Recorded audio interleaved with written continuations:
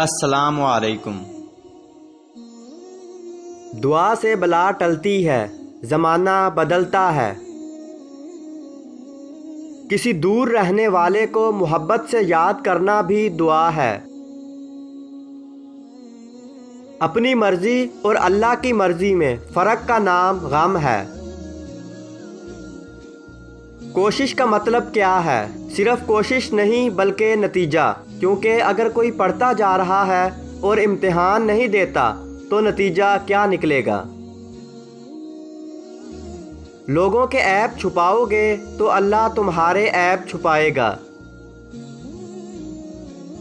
اللہ کو گواہ بنا کر اپنی غلطی پر معذرت اور آئندہ ایسی غلطی نہ کرنے کا وعدہ توبہ کہلاتا ہے۔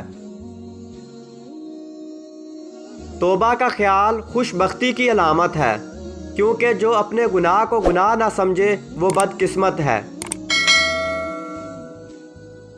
خوراک تھوڑی کھائیں تو طاقت ملے گی، اور اگر وہی خوراک زیادہ کھائیں تو طاقت چھن جائے گی۔